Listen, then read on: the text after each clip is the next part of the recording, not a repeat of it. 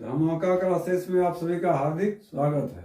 आज मैं आप लोगों को दामोदर कोराई पुस्तक का जो मेरा सर्ग है उसके दूसरे कड़ी को बताने जा रहा हूँ। पहले वीडियो में हम लोगों ने इसके कुछ पंक्तियों को यानी पहला कड़ी को हम लोग देखे थे, तो चलिए इसमें देखते हैं। दामोदर कोराई का अर्थ समझ गया था, दामोदर नदी के गोद में है। तो चलिए हम लोग अगला कड़ी को देखते हैं। कह रहा है पहाड़े का झरना झरझर बोहे, पहाड़े का झरना झरझर बोहे, बोने के जोड़िया कल कल बोले, शीतल हवाएं भद्रिया गावे, बोने के जिंदगी अमृत पावे। यहाँ पर कवि कह रहा है कि यहाँ के जंगल के नदी नाला जो है उसके बारे में वर्णन किया है। झारखंड के जो नदी नाला पहाड़ है उसका वर्णन कर रहा है। इसमें कह रहा है पहाड़े झरना झरझर बोहे, पहाड़ पर जो झरना होता है जिससे पानी निकलता है, जिसको हम लोग झरना बोलते हैं, पानी गिरता है ऊपर से जब नीचे की ओर, उसको हम लोग झरना बोलते हैं। वही कह रहा है पहाड़े झरना झरझर बोलो। झरना कैसा बोल रहा है? झर झर झर झर झर झर। पानी जब गिरता है कैसा आवाज करता है? झर झर झर झर झर। जैसे जोरों की जब बारिश होती है कैसे आवाज सुनाता है? उसी तरह का पहाड़ से जब झरना गिर रहा है तो झरझर की आवाज दे रहा है। वही कह रहा है पहाड़े झरना झरझर बोले, बोने के जोड़िया कल कल बोले। बोन मीन्स होता है जंगल। बोन मीन्स क्या होता है? जंगल। और कल कल बोले। जोड़िया किसको बोलते हैं? जोड़िया कहते हैं जो छोटा नदी है, जो पहाड़ों वगैरह से निकलता है, जिसका धारा बहुत कम रहता है, मतलब बहुत तेज से बहती है लेकिन संकीर्ण रहती है, उसको हम लोग जोड़िया बोलते हैं। छोटे छोटे पहाड़ों से भी जोड़िया निकलती है, उसी का नाम है जोड़िया। तो वही कहता है बोने की जोड़िया कल कल बोले। जोड़िया जो है उसका पानी का बहाव जो है बहुत तीव्र गति से होता है, तो कैसे आवाज करता है? कल कल कल कल कल कल कल। जब पानी बहता है तो वही जोड़िया कल कल कल कल की आवाज कर रही। वही कवि कर रहा है शीतल हवाएं भद्रिया गावे, बोने की जिंदगी अमृत पावे। और भाद्र महीना का जो समय होता है, भाद्र महीना का, उस समय का हवा जो है बहुत ठंडी ठंडी लुभानी सुहानी होती है। और वो भद्रिया गावे, भाद्र महीने में जो गीत गाया जाता है, मानो कवि कह रहा है कि शीतल हवा भद्रिया का जैसे गीत गा रही है। बोने के जिंदगी अमृत पावे। अमृत किसको बोलते हैं? जिसको पान करने से आदमी या कोई भी जंतु मरता नहीं, उसको हम लोग बोलते हैं अमृत। उसको क्या कहा जाता है? अमृत। तो वही कवि कह रहा है बोने की जिंदगी अमृत पावे। बोन माने जंगल में रहने वाले। जिंदगी मीन्स क्या होता है? जिंदगी मतलब यहाँ होगा जीव। जिंदगी मीन्स यहाँ क्या होगा? जीव जंतु। जीव जंतु, वही यहाँ जिंदगी का अर्थ हो रहा है। तो कह रहा है बोने के जिंदगी अमृत पावे। वन में रहने वाले जितना भी कीड़े मकोड़े सांप बिच्छू जानवर है, वो सब क्या पा रहा है? उसके लिए अमृत। पेड़ पौधा जब पानी पा जाता है तो भाद्र महीना में सब लहलहा जाता है, देखने लायक जंगल हो जाता है। वही कह रहा है बोने की जिंदगी अमृत पावे। जंगल में जितने भी जीव जंतु पेड़ पौधे है उसको मानो कि अमृत मिल गया। ठीक है, आगे पंक्ति में कह रहा है जंगली जीवक गोटे राय, जंगली जीवक गोटे राय, जैसन कायल वैसन आय। गोटे मीन्स क्या होता है? गोटे मीन्स होता है पूरा। गोटे मीन्स होता है पूरा। जैसन मीन्स जैसा, जैसन मीन्स लिख सकते हैं जैसा, और वैसन माना वैसा होता है। वैसन मीन्स वैसा। वही कह रहा है जंगली जीव गोटे राज, माने जंगल का जो जीव है, खरगोश है, क्या है, बाघ है, शेर है, चीता है, हाथी, गोटे राज मतलब पूरा जंगल में उन्हीं जीव जंतुओं का ही राज है, साम्राज्य है। जैसन कायल वैसन आज। उन लोगों के लिए कल और आज में कोई फर्क नहीं है। जैसा कल है वैसा उन लोगों के लिए आज ही है। कहने का मतलब हुआ जंगली जीव को कल और आज से कोई फर्क नहीं पड़ता है। फले फूले फरे झबरल डायर, ऋचिक नाय गैर मार। फल और फूल से क्या होता है? फल और फूल से पेड़ सब है जो झबर गया। झबर गया मतलब पूरा फैल गया। झबरना ना होता है फैलना, फैलना, जिसका डाल पूरा फैल जाता है वही वाला कर रहा है फूले फरे झबरल डायर। फल और फूल से डायर शब्द क्या है, पूरा झबर गया है, फैल गया है। रिचिंग नाय घर में, उसको कोई चीज का जरा सा भी गम नहीं, पूरा भरा भरा पूरा भरपूर है। वही कह रहा रिचिंग नाय घर में, उसको जरा सा भी कोई चीज का जंगल को चिंता नहीं है। जीव जंतु जितना है जंगल का, उसे किसी भी चीज का भय कुछ नहीं है। जंगल पूरा हरा भरा है, फल फूल से भरा हुआ है, डाली सब फलों से लदा हुआ है, उसे कोई चीज का कमी नहीं है। इसलिए वो जैसन कल वैसन आज, जंगली जीव के लिए जैसा कल वैसा आज, वो कल और आज में कोई विभेद नहीं कर रहा है। फिर आगे कहता है जंगलक महत्म क्या ना जाने, बड़का बड़का बुद्धगर माने। जंगलक महत्म, जंगल का जो महत्व है, जंगल का क्या महत्व है जीवन में, उसका कौन नहीं जानता है। कहने का तात्पर्य युवा कवि कह रहा है कि जंगल के महत्व को सबको जानता है। जंगल से हमें नाना प्रकार की सुख सुविधाओं को हम लोग प्राप्त करते हैं, फल जड़ी बूटी सब तरह का चीज हम लोग को जंगल से मिलता है। इसलिए कह रहा है जंगल के महत्व क्या नहीं जाना, जंगल के महत्व कौन नहीं जानता है। कहने का तात्पर्य है जंगल का महत्व सबको जानता है। जंगल से मनुष्यों को लाभ ही लाभ है। जंगल के बिना मनुष्य का जीवन ही एक तरह से बेकार है। जंगल नहीं होगा तो हमारी सारी सुख सुविधाएं दुर्लभ हो जाएगी, हम लोग यहाँ तक कि हमें सांस लेना भी दुर्भर हो जाएगा। इसलिए कह रहा है जंगल महत्व क्या नहीं जाने, बड़का बड़ा बुद्धकर माने। जो बड़ा बड़ा बुद्धिमान है, विद्वान है, वे लोग भी जंगल के महत्व को समझते हैं। कवि के कहने का तात्पर्य यही है। फिर आगे पंक्ति में कह रहा है जंगल ही तो मंगल हवे, जंगले ही तो मंगल हवे, जंगले खातिर दंगल हवे। कह रहा है जंगल में ही तो मंगल है, जहाँ जंगल है वही मंगल है। जंगल नहीं होने से मंगल नहीं। मंगल मतलब क्या, सब कुछ सुखमय पूर्वक जीवन जो चलता है उसको हम लोग मंगल बोलते हैं। जिसमें खुशी ही खुशी रहता है उसको मंगल बोलते हैं। तो जहाँ जंगल नहीं है वहाँ मंगल नहीं है। कहने का तात्पर्य हुआ जंगल से हमें सुख सुविधाओं की सारी चीजें उपलब्ध होती है। इसलिए कहता है जंगले ही तो मंगल है, जंगल रहने से ही मंगल होता है। जंगल खातिर दंगल है। जंगल मतलब जंगल कहने का तात्पर्य जो है पृथ्वी के लिए ही तो इस खातिर दंगल है। दंगल में से लड़ाई, ये लड़ाई जो होता है किस लिए होता है, इस पृथ्वी के लिए, अपने जगह के लिए, अपने जायदाद के लिए ही लोग लड़ता है। कवि के कहने का तात्पर्य यही है कि जंगल खातिर दंगल है। जंगल के लिए ही एक दूसरे से लड़ाई होती है, दूसरे देश से लड़ाई होता है। यानी कहने का मतलब हुआ कि हमारे पृथ्वी के अपना रक्षा के लिए दूसरे से लड़ाई होता है, यानी जंगल के लिए ही लड़ाई होता है। फिर आगे पंक्ति में कह रहा है जंगले ही मानुषक सृष्टि, जंगले ही मानुषक सृष्टि, जंगले ही स्वर्गिक वृष्टि। जंगल से ही, मानुषक मीन्स मनुष्य, जंगल से ही मनुष्य की सृष्टि होता है। मनुष्य का जो जन्म हुआ है कहाँ से हुआ है, जंगल से। पहले मनुष्य आदिवासी लोग चाहे मनु कहाँ जन्म लिए थे, जंगल में ही जन्म लिए थे। पहले आदमी, अभी तो सभ्यता के हम लोग परम शिखर पर पहुंच गए, लेकिन पहले हम लोगों को सभ्यता नहीं थी। मनुष्य जंगल में ही ऐसे लंगे रहते थे, जानवर की तरह चलते भी थे। वही कवि कह रहा है जंगल ही मानुषक सृष्टि, जंगल से ही मनुष्य का सृष्टि हुआ है। मनुष्य का उद्गम जो हुआ है जंगल से ही हुआ है।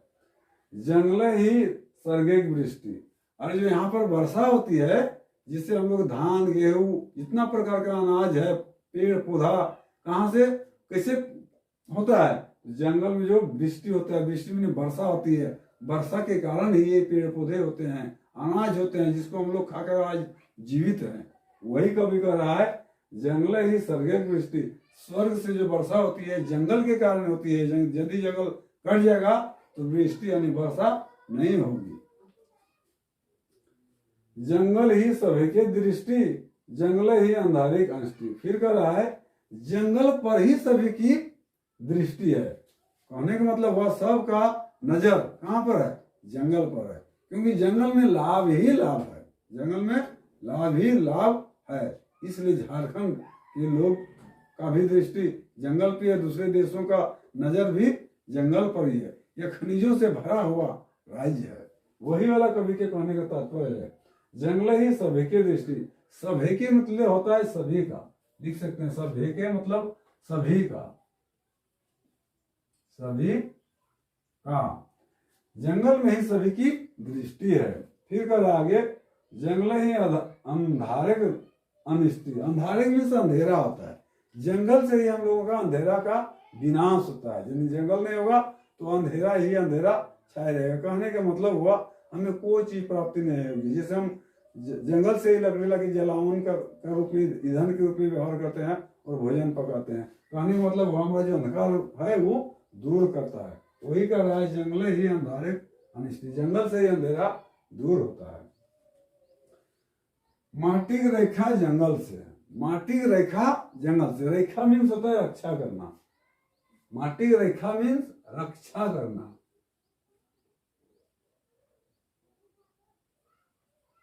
रक्षा करना, ये मिट्टी जो है इसका रक्षा कैसे होता है? हम लोग जानते हैं कि नदी के कारण मिट्टी का बहाव होता है, मिट्टी पूरा बह जाता है। लेकिन जहाँ जंगल है वहाँ मिट्टी के बहाव को वह रोकता है। प्रदरण को वो अवधरण जो हम लोग कहते हैं उसको जंगल ही रोकता है। वही वाला कर रहा है, माटी का रेखा जंगल से। इस मिट्टी का जो, इस धरती का जो रक्षा होता है किससे होता है? जंगल से होता है। नहीं तो यहाँ बहुत गड्ढा खोल वगैरह बन जाता, केवल नदी ही नदी बन जाता, नाला ही नाला बन जाता। लेकिन नदी के में जो बालू का बहाव होता है वह कौन रोकता है? तो जंगल रोकता है। वही वाला कर रहा है, माटी की रेखा जंगल से। इस मिट्टी का रक्षा किससे होता है? जंगल से होता है। रोटी की रेखा जंगल से, रोटी मीन्स यहाँ कहने का मतलब हुआ हम लोग को मनुष्य के लिए 3 चीज की जरूरत होता है, भोजन, वस्त्र और आवास। भोजन, वस्त्र और आवास। तो रोटी की रेखा मतलब होता है हम लोग जो खाना पीना, हम लोग का जो भोजन है उसका रक्षा कहाँ से होता है? जंगल से होता है। जंगल नहीं होता तो वर्षा नहीं होती, वर्षा नहीं होती तो खेती नहीं होता, खेती नहीं होगा तो हम लोग का उपज कहाँ से होगा? धान, गेहूं वगैरह जो नाना प्रकार के फसल का है वह नहीं होता।